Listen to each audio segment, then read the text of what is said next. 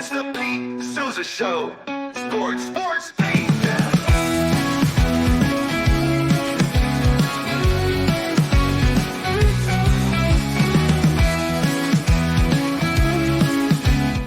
Hey, that's right.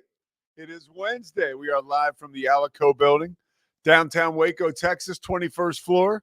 Mike Hamilton. Hello, Pete.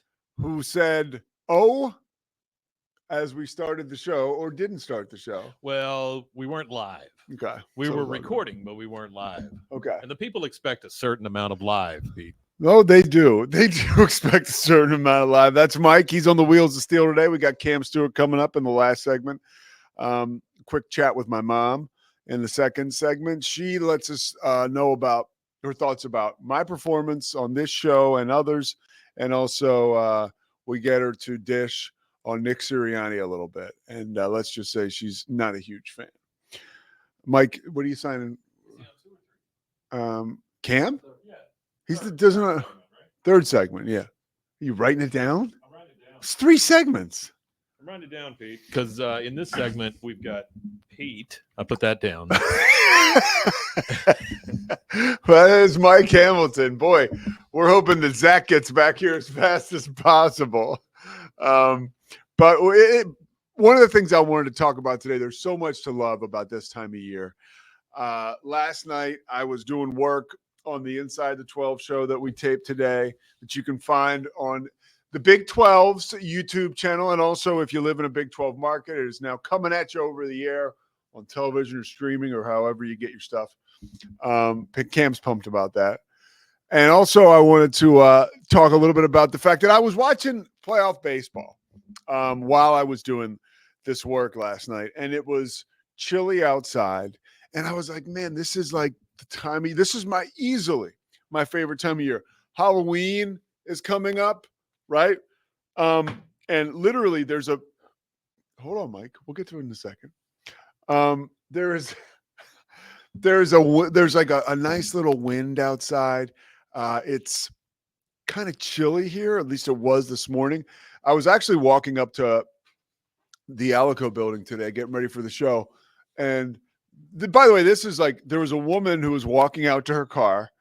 It was clear, at least I made the decision that this was her break from whatever job she has. She was walking out to her car with already had a blanket over her.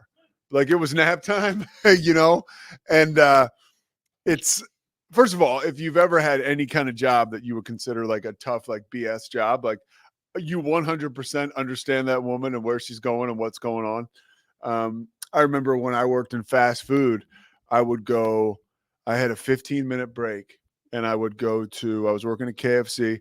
I would go to a corner store that had the New York Post, and I would try to find like a column to read in the New York Post, like something interesting in sports, like Mike Vaccaro or whatever. And then Dr. Phil was always on the TV. So I would watch 15 minutes of Dr. Phil and read the New York Post. This is when I was in, a halfway house getting sober.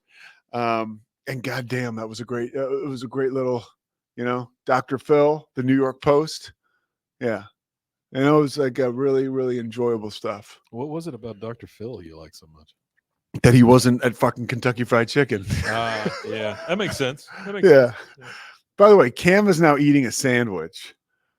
Like, there's nothing like watching Cam's little grubby fingers get into food, right? Like he peels his sandwich out of the bag, right? Now he's going into his sandwich. She's supposed to get it out. Just dump it. Just open the bag and dump it in your lap. You do have grubby little fingers. All right, back to the time of year. This is my favorite time of year, and there's no question about it. And just to give a window into my psyche and why I love autumn so much and why I love this time of weather. Growing up outside of Philadelphia, you get the seasons changing, and in Texas, the seasons change, but fall is certainly abbreviated.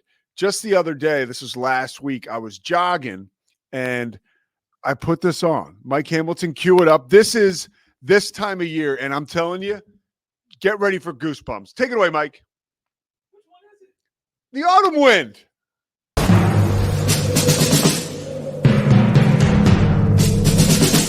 The autumn wind is a pirate, blustering in from sea. With a rollicking song he sweeps along, swaggering boisterously. His face is weather-beaten.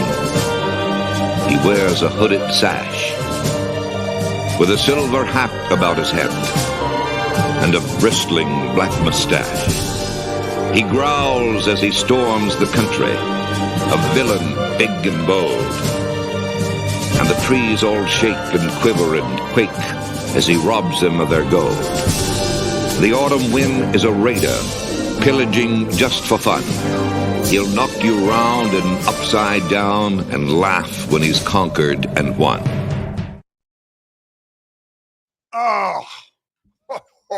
Oh, I'm telling you, nothing gets me riled up like that. As a little kid, people ask me, okay, why do you love sports so much? That voice, John Facenda, NFL films, the way that that's done, right? The motion pictures, the movies that came through my television screen as a kid, taking these football players and turning them into characters like Arnold Schwarzenegger or Michael Myers or whoever.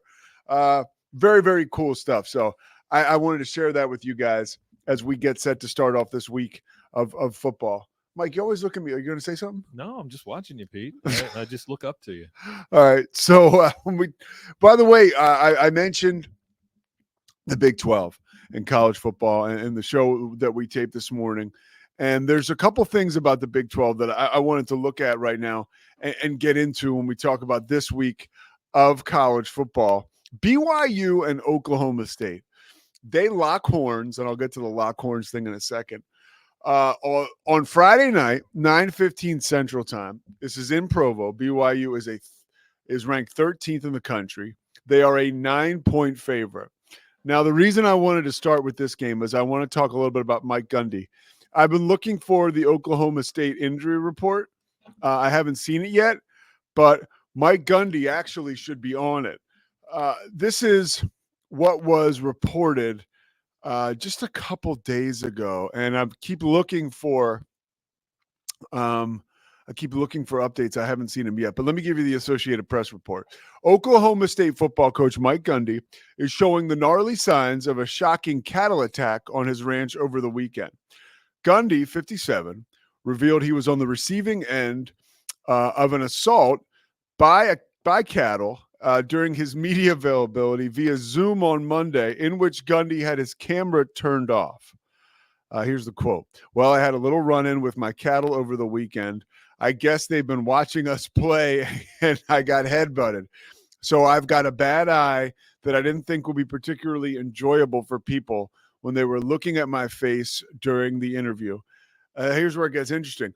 "More importantly, it's full of blood and I get dizzy. So it's not easy to be upright right now and be in normal function. But other than that, I'm doing great." Okay. So Oklahoma State, already an underdog against BYU. That can't be good for business. By the way, going into this game, if you want to talk about advantages, Oklahoma State is thinking about playing three different quarterbacks. It's Alan Bowman could play, Rangel could play, and then Zane Flores, their third stringer, could play.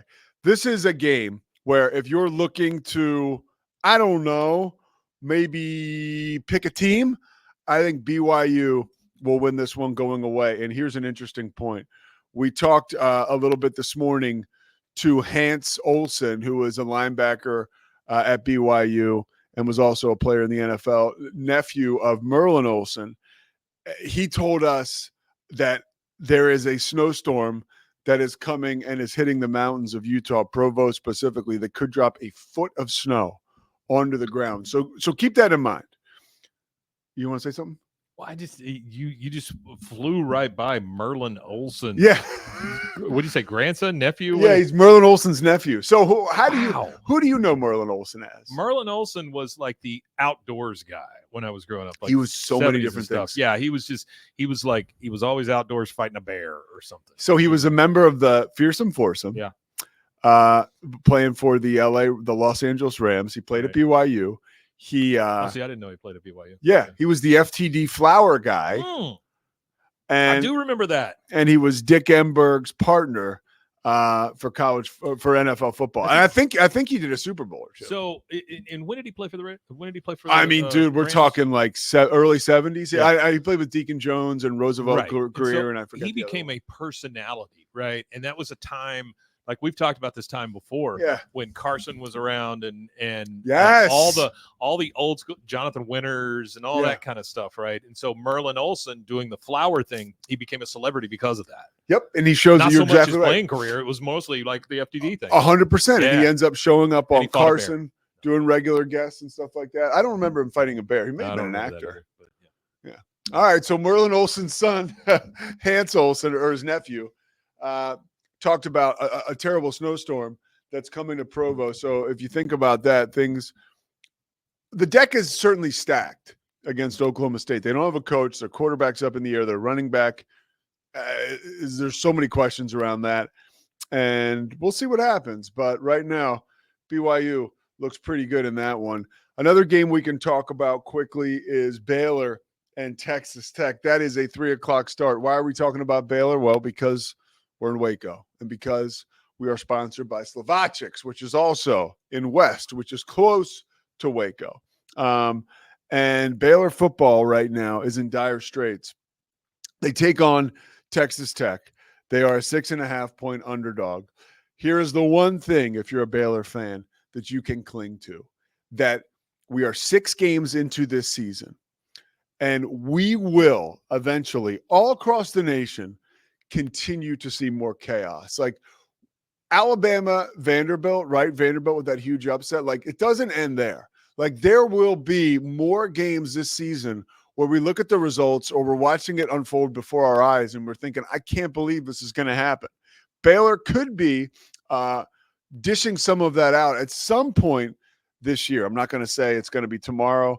Odds are it likely won't be against a very good team as you look down the stretch of their schedule, but they could pull off an upset, and so could many other teams. And the reason I bring the upsets and the chaos is when you look at last night, ESPN did their first revealing of a college football playoff ranking system where they looked at teams which would right now be making the 12-team playoff. Now, this was based on the Associated Press poll, and the Associated Press poll obviously has BYU 13, and with the 4 conference winners.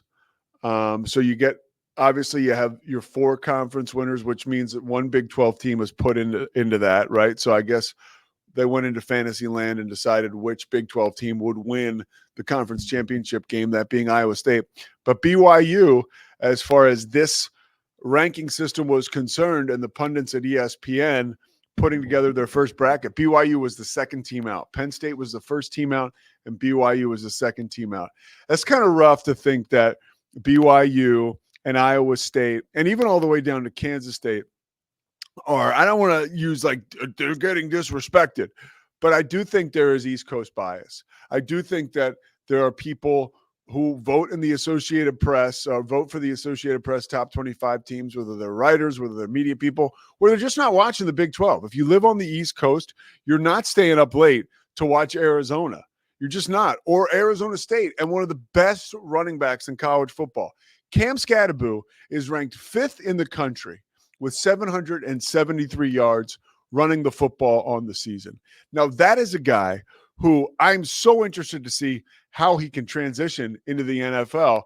I know this about watching him play. Last game, late in the game, in the 4th quarter, he actually hit 21 miles per hour running the football. Now, the reason that that's a big deal is because we're talking about the 4th quarter, right? And he's had very, as far as substitutions, he's had limited breathers as a running back for the Sun Devils. Arizona State, though, could be a possible trap game. They go to play Cincinnati. That game is going to be at 11 a.m. local time, 9 a.m. West Coast time. So think about it. If you're Arizona State, this is by far the earliest game you have played all season long. Cincinnati, 4-2.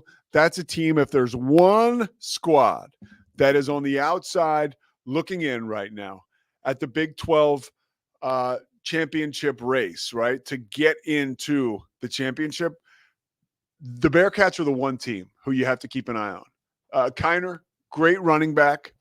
He has injured his ribs, but he's been playing again. He's playing with a lot of padding on his ribs, but he'll be back in the game for Cincinnati. And Brendan Sorsby, their quarterback, has been exceptional. They had an ugly win against UCF, but when you talk about chaos, I think there's an argument to be made for a team like Cincinnati making a run.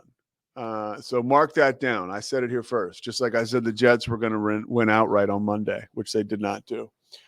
Mike, you looked over here. Yeah, Pete, again, just admiring you. Mike and I will be the worst fast break operation in the NBA. Because you would look at me, I would throw the lob, and then the lob would sail over your head and go out of bounds. Yeah, you would be Harrison Barnes to Wemby. Yeah. One more game let's talk about before we wrap this up. Hold on, let me get back over here. By the way, while you're looking for that, can I just say something real quick? Sure, man. Merlin Olsen. Yeah. Please. Little House on the Prairie. Yes. The entire time. See, I didn't remember that. Well done, Mike. Little House on the Prairie. Walking Tall. He was in the original Walking Tall movie. Do you know who else was in Walking Tall? The big dude. Not Gatesville.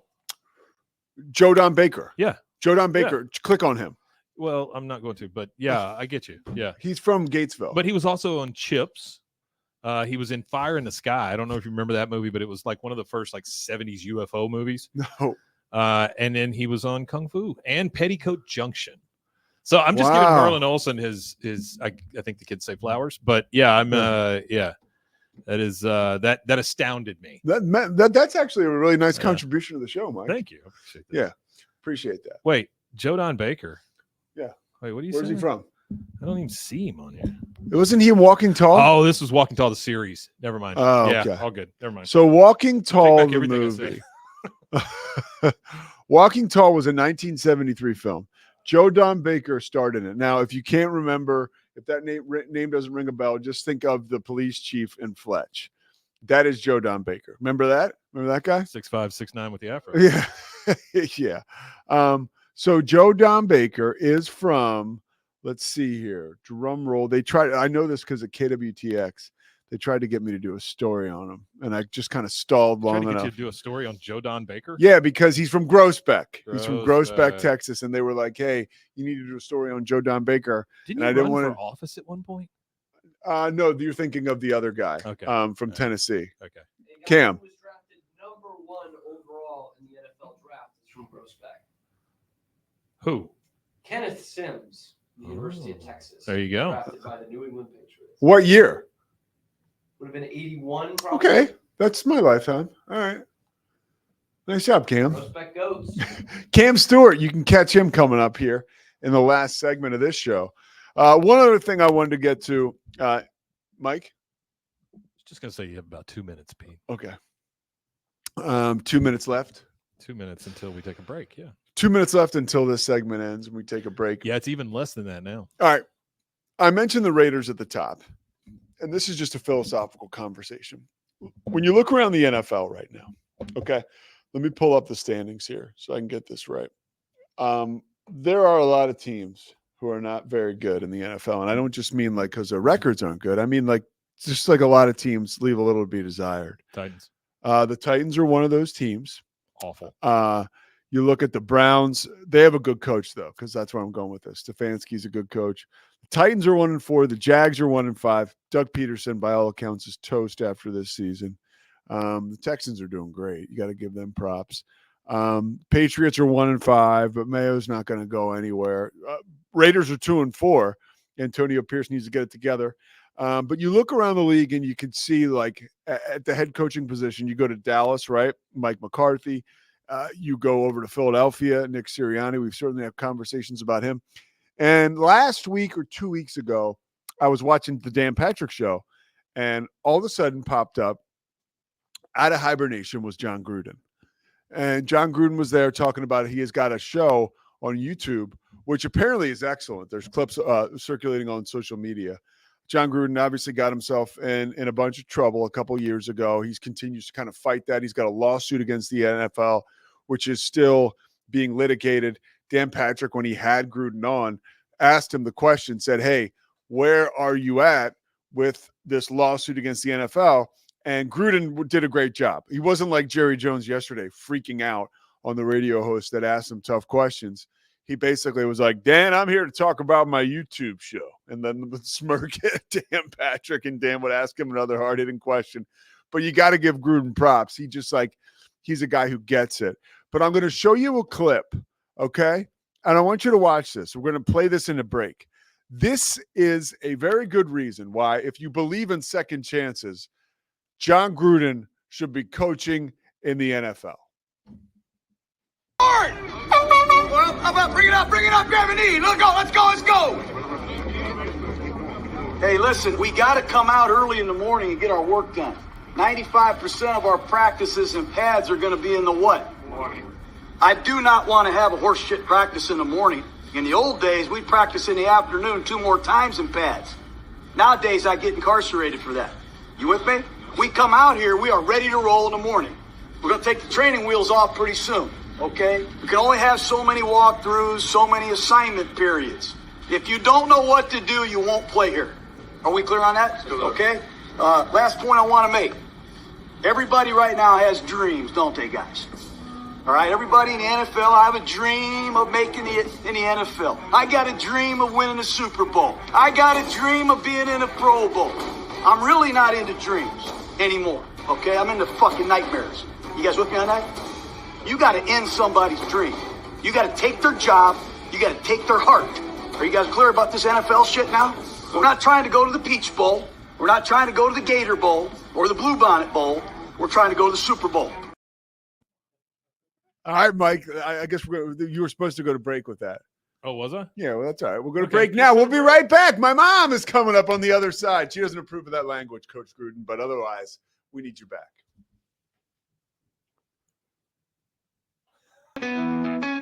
It's the Pete Sousa Show. Sports.